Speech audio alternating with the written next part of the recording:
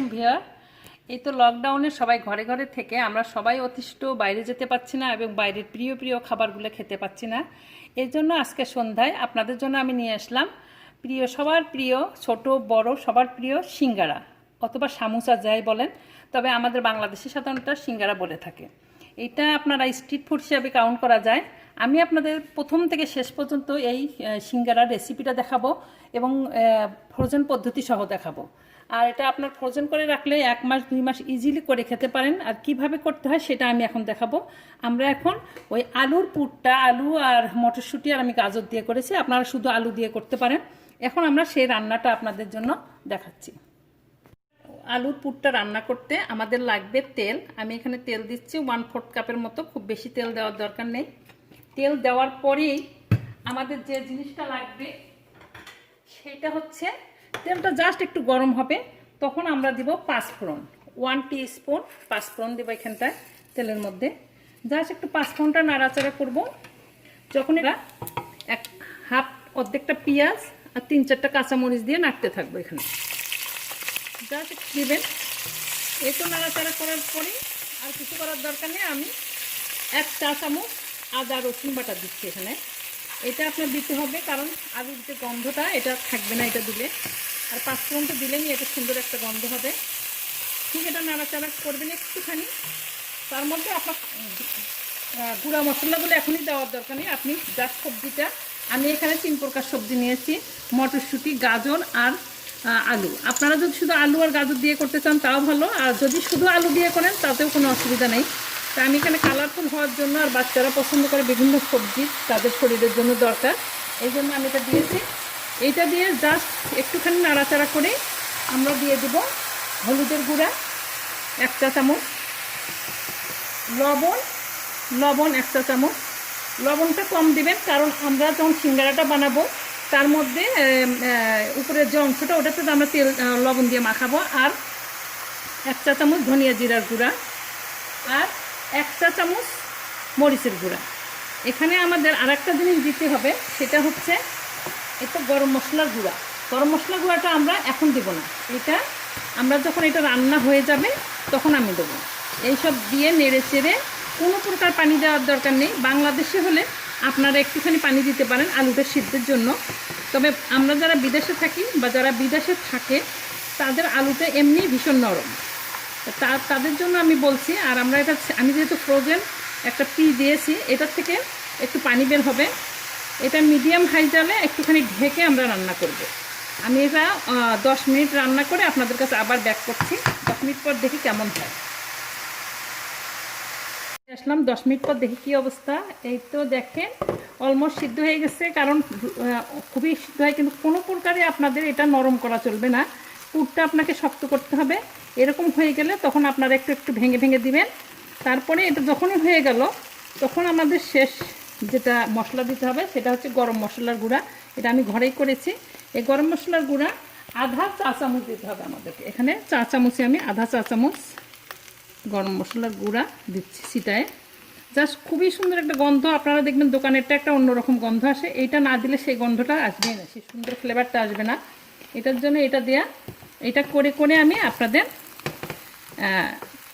হয়ে গেল। এটা আমাদের করা অলমোস্ট। একটু ভেঙে ভেঙে দিবেন আলুটা। আর আপনারা যদি যারা হচ্ছে বাদাম পছন্দ করেন তারা দিতে পারেন। আমার বাচ্চারা একদমই বাদামটা পছন্দ করেন এটার সঙ্গে। আর কলিজা খেলে কলিজা দিলেন, সেম জিনিসই, শুধু কলিজা সিঙ্গারা হবে। তা আমরা এখন আপনাদেরকে ময়দাটা কিভাবে মাখাইতে হয় সেটা এখন দেখাতে যাব। আপনাদের দেখাবো এই যে সিঙ্গারার উপরের অংশটা, মেইন সিঙ্গারা বানানোর যেটা ময়দাটা মাখানো, এইটা আপনাদের খুবই কেয়ারফুল ইম্পর্টেন্ট জিনিস আছে, যেটা না হলে সিঙ্গারা মসমসে আর ইয়া হয় না। তো এই ময়দাটা যখন নেবেন যে কোনো কাপের এরকম আপনারা সমান সমান নেবেন। এটাকে আমি 4 কাপ নিচ্ছি। আপনারা দেখেন 4 কাপ সমান সমান, নট ঠেসে ঠেসে নেবেন না। ঠেসে ঠেসে নিলে তখন মাপটা ঠিক থাকবে না আর কি। আর লবণটা ওইটা 2 কাপ নিলাম আমি। দেখেন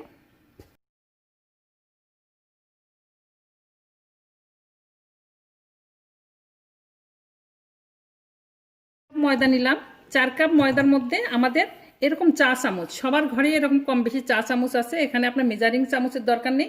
এই চা চামচের এক্স্যাক্টলি 2 চামচ, এক্স্যাক্টলি একদম ঠিক এরকম, ঠেসে ঠেসে না, কারণ আমরা আলুটাতে লবণ দিয়েছি, এই জন্য আমাদের লবণটা এরকম দিতে হবে।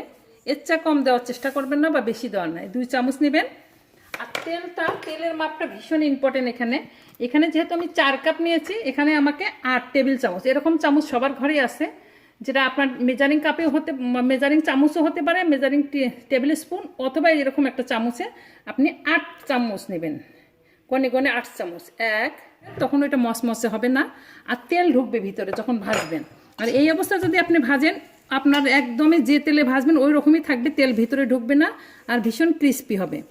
এইটাই আমার ট্রিক্স। আর আপনাদের একটুখানি, এখন যেহেতু করোনার টাইম, সবাই কম বেশি কালিজিরা খেতে পছন্দ করেন বা দেওয়া উচিত, আমি এই যে আধা চা চামচ একটু কালিজিরা দিয়ে দিচ্ছি এটাতে। হ্যাঁ, এটা আপনাদের অপশনাল, যে পছন্দ করে সে দিবে, আর যে করে না তার দেওয়ার দরকার নেই।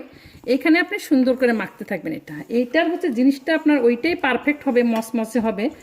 যাদের এই ক্র্যাম্পটা দেখেন অলমোস্ট একটু শক্তশালী এইরকম হতে হবে। এইরকম যখন হয়ে গেল, লবণ আর তেল একসঙ্গে মিশানো হয়ে গেল, তখন পানির মাপটা এখন দেখেন। আপনার পানিটা যে কাপে আপনি নিয়েছেন ময়দার, ঠিক ওই কাপে আপনাকে এক ঠান্ডা বরফওয়ালা পানি নিতে হবে। যদি বরফ পানি না থাকে, ফ্রিজের পানি হলেও চলবে, রেগুলার আপনি নেবেন ঠিক এইটার 1 কাপ পানি সরাসরি ঢেলে দিতে পারেন। তারপরে আমরা দেখব, লাগলে মিনিমাম 1 টেবিল চামচ লাগতে পারে। এটা আপনি যখন মাখাবো দেখেন, যদি লাগতেও পারে, কোনো কোনো সময় নাও লাগতে পারে, একটু ময়দার কম বেশির জন্য। এইটার খামিরটা কিন্তু অবশ্যই আপনাকে শক্ত করে মাখতে হবে। দেখেন আমার 1 কাপে হয়ে গেল, 4 কাপে আপনাদের মনে রাখতে হবে 1 কাপ।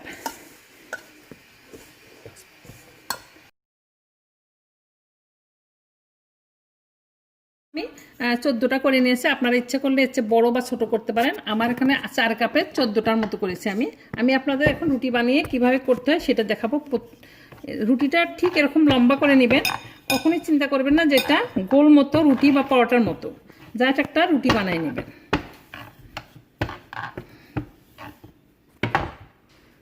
রুটিটা হয়ে গেল, রুটিটা ঠিক মাঝখানে কেটে নেবেন। এটা ওভাল শেপের অলওয়েজ বানাইতে হয়। ঠিক এরকম করে দেখেন, আমি দেখাচ্ছি আপনাদের, ঠিক এরকম করে এখানে নেবেন একটা, আর এখানে পান যেমন আমরা বানাই ঠিক ওরকম করে, কোনো প্রকার পানি দেওয়ারও দরকার নাই। ঠিক এরকম একটা নিমকির মতো এটা কোণ বানাবেন। এই কোণটার মধ্যে আপনাদের আমি দেখাচ্ছি, পুরটা একটু ঠেসে ঠেসে ভরাতে হবে। ঠিক এরকম করে পুরটা নেবেন। পুরটা নিয়ে দেখেন এরকম পুরটা নেবেন। খুব বেশি পুর দেওয়ার দরকার নেই, আবার একদম কম দিবেন না, তাহলে কিন্তু সিঙ্গারাটা সুন্দর শেপ আসবে না। ঠিক এরকম করে মুখটা একটু দেখেন বন্ধ করে দিবেন। এইরকম দেখেন সিঙ্গারা হয়ে গেছে। আমি এরকম করে রাখছি, আবার আর একটা বানিয়ে দেখাচ্ছি আপনাদের। ঠিক এরকম করে নিয়ে মুখটা বন্ধ করে দিবেন ইয়ার উপরই। তারপরে এরকম কোণের মতো হলো, এই কোণের মধ্যে আপনাদের এই সিঙ্গারা পুরটা ভরতে হবে।